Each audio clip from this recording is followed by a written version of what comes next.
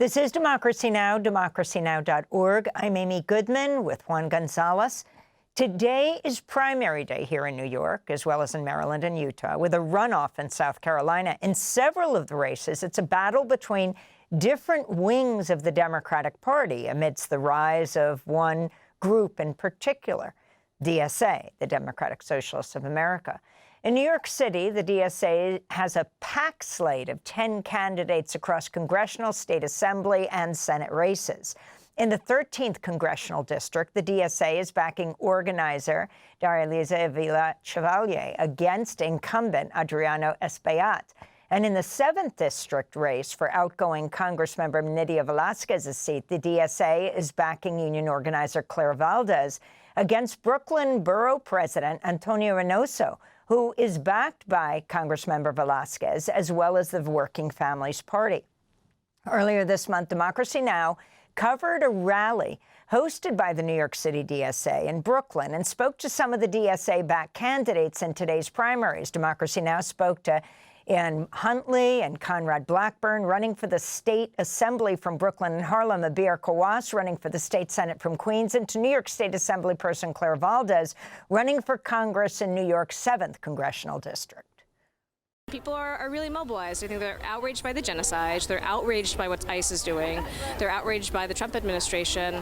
And they want to see a Democratic majority that's going to fight for universal health care, for truly deeply affordable housing, to stand up against, the tech oligarchs, and so many of the people who make our lives hard. I know what it's like to have to make a choice between paying for rent and paying for daycare. I know what it's like to be concerned that when our lease is up, if we'll be the next family that's displaced from this community. I know what it's also like to really be very scared about how am I going to pay for my kids' college because I'm still paying off my own student loans. The housing instability that people are facing in Harlem is due to the fact that the people in power are taking money from landlords, taking money from developers, and then turning around and telling people that they're fighting for housing.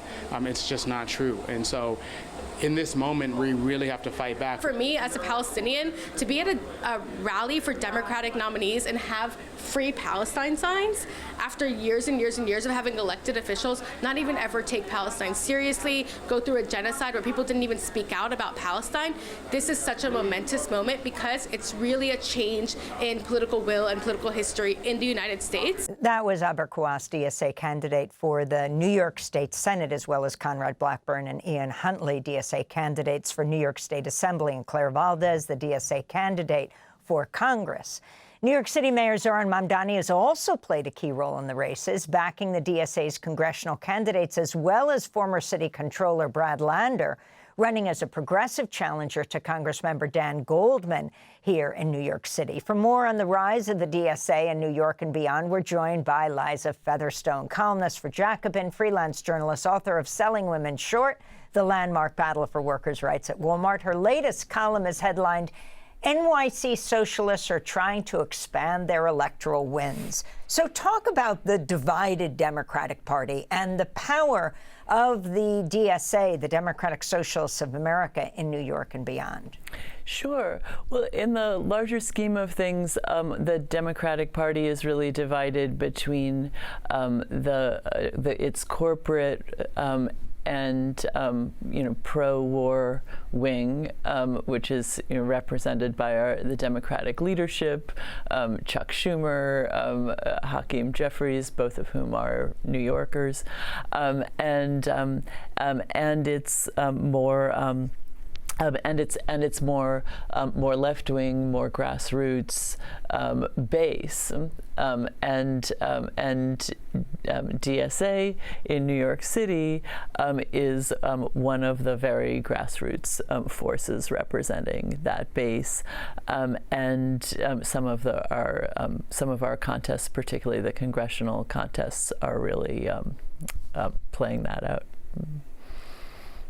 And Liza, as you well know, there have been other periods in American history where socialists have gained local office, especially in mayoralties and city councils, hundreds during the early 1900s. New York City had a famous socialist congressman, Vito Marcantonio, from East Harlem in the 1940s. What is different in your estimation of this, because of this wave, because capitalism always figures out a way to come back and to take back those seats? Yeah. I mean, in some ways, one, it's similar, in the sense that, where socialists at that time, as now, were very strong at the neighborhood level and also made these bigger wins, on the mayor level and congressional, and yet, as you point out, we still live in a capitalist society. That's true, but I think. I think that something that's a little bit different now is the real crisis on the national front in terms of the Trump administration, really signaling that the elite just doesn't care about democracy at all, and we're facing a climate crisis and an affordability crisis, and nationwide as well as in New York, people are really looking for something else other than these corporate Democrats. So the socialists become sort of less, possibly less of a temporary local experiment and more of a genuine alternative that a lot of people are looking to. And to what degree do you think some of these local elections in New York, I'm thinking specifically of the one in Brooklyn and Queens to replace Nydia Velázquez, you're dealing with a relative newcomer to New York City in the candidate for the Democratic Socialists, originally from Texas, running against a fairly liberal Democrat, certainly not a socialist, but a fairly liberal Democrat. To what degree do you see greater divisions being sown in the progressive camp in a race like that? Yeah, absolutely right. So that's a really interesting race because, as you point out, Nydia Velázquez is the power.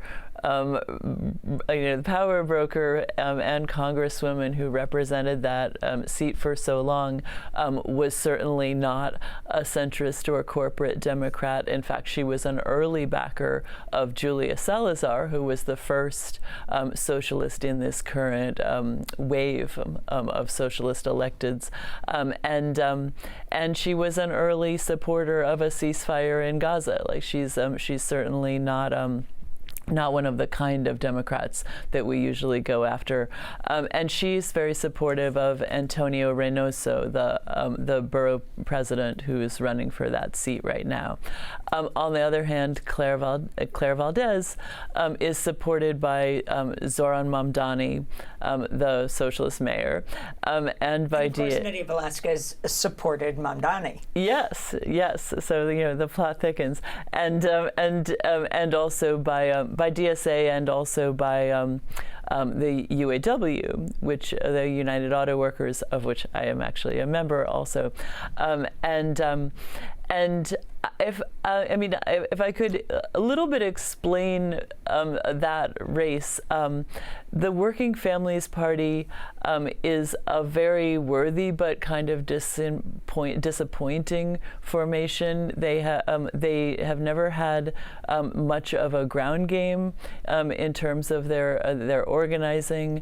They're very beholden to incumbent Democrats, and a lot of the decisions are made by nonprofit, nonprofits who don't have a particularly democratic structure in their organizations, and so it is a little bit of it does represent a little bit of a different form of left-wing power broking, in which the DSA and the unions feel that they represent a more grassroots, more democratic.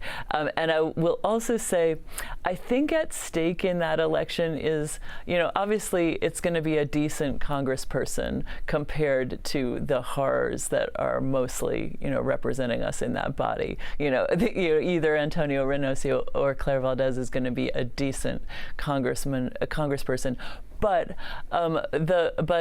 Claire Valdez kind of represents a vision for what many of us think our electoral engagement should be. She was a member organizer in our union. She was active in DSA. We're like a lot of us on the left feel that our elected leaders should come out of our movements. They shouldn't just be, lifelong politicians who, who our relationship is that we sit down every 4 years and have an endorsement meeting with them. You have both the focus on local issues with the DSA, but also the issue of Palestine. In this last 30 seconds, if you can talk about that being an engine of change in these elections in 2026. Absolutely. In another race in Harlem, Liza Featherstone is challenging Adriano Espaillat, longtime Democrat in that seat, in that congressional seat. Liza was a student organizer, Students for Palestine organizer, and she was also a field lead for Zoran Mamdani's campaign. And that race, nobody really expected that she was going to topple Adriano Espaillat or get as close as she has. But it's really going to be much closer than expected, and she might even win. And the reason is Palestine. People are absolutely disgusted with the U.S. relationship with Israel, absolutely appalled by the killing that we've seen and the feeling that our tax dollars are going towards that. As Democracy Now! Viewers have been seeing all day the violence in that region, and it's just finally we have some politicians, some leaders who are willing to stand up and say that that's what it is, and that they're not going to be taking money from AIPAC, the Israel interest group, and I think that that's the same. We have the same dynamic in the Claire Valdez race, even though Antonio Reynoso is probably not getting much money from AIPAC or any money at all. He's not really like an Israel asset, but Claire is a real fighter on the Palestine issue and has the most anti-imperialist platform of any congressional candidate ever. Liza Featherstone, we want to thank you for being with us, columnist for Jacobin. We'll link to your piece. NYC Socialists are trying to expand their electoral wins. Special thanks to our Democracy Now! Fellows, Amba Gargarian and Diego Ramos. Thanks for watching Democracy Now! On YouTube. Subscribe to the channel and turn on notifications to make sure you never miss a video.